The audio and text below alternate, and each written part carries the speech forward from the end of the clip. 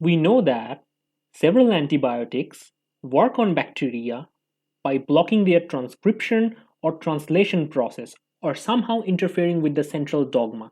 So, in this video, we would look at how antibiotics can interfere with transcription, how that process could be used in molecular biology or in medicine. So, let's just first revise the concept of transcription a little bit, then we move to the antibiotics part.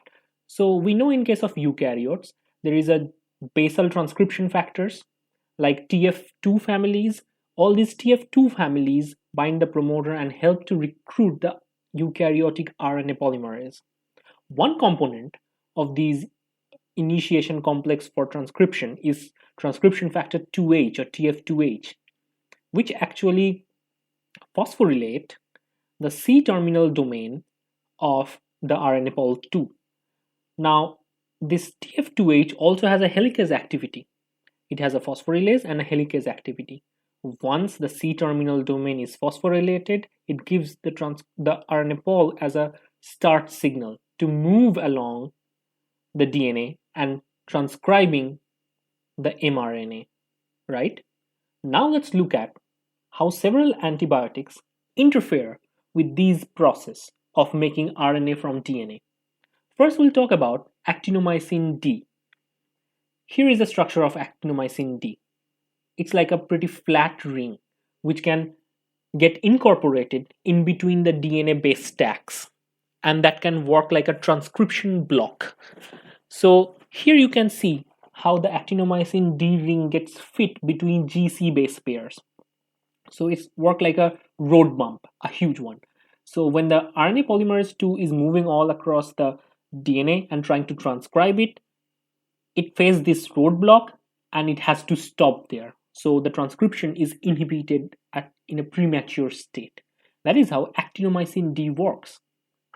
Now, actinomycin D is very important in context of biological research. Imagine, let's say you have actinomycin and let's see what you can do. So let's say you found that these cells, if you give them a magic chemical which you have isolated from some source, let's say, they would really show change in their cell division kinetics and they would show increased proliferation. Now you want to understand that what are the molecular process that leads to this physical change, the proliferation phenotype. So you would think about, okay, transcription could be a reason, their translation could be a reason, post-translational modification could play a role in this. But let's say you have a specific question that transcription is important for that.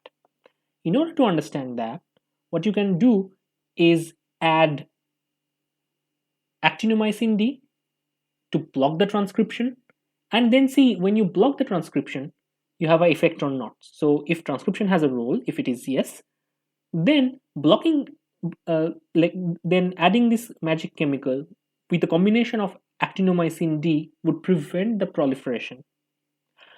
Then you can clearly at least say at a superficial level that transcriptional readout or transcriptional process is involved in this proliferation that you see. And that is how it is used widely in molecular biology field. So as it can block transcription, some of the cases it is also used as an anti-cancerous drug because it can block transcription, and it would mostly affect the cells which are rapidly transcribing a lot of products such as the cancer cells. Yeah, there are side effects because many other human cells like host cells could also get affected by this process. Now let's talk about acridin, which is another substance which can block transcription. Acridin can basically stack in between the base pairs of the DNA, and that's how it can block transcription. Now, acridin is used in biology to stain RNA and DNA, and that is how it can be detected under fluorescence microscopy. So it's also used in other research methods, right? Let's talk about rifampicin. Rifampicin is very specific to the prokaryotic RNA polymerase. It is not specific for eukaryotic RNA polymerase. Eukaryotic RNA polymerase is not sensitive to rifampicin. Rifampicin can bind to the beta dash subunit of the prokaryotic RNA polymerase, and it holds the RNA polymerase there and reduce its promoter clearance probability.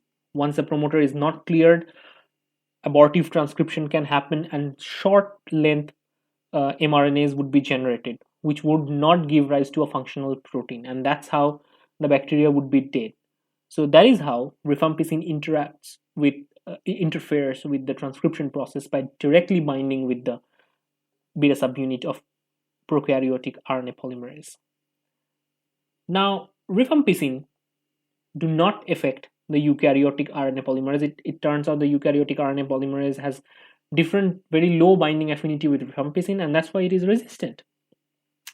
Now, rifampicin, as it can really interfere selectively the RNA polymerase of bacteria, it is used as an antibacterial agent, especially for tuberculosis.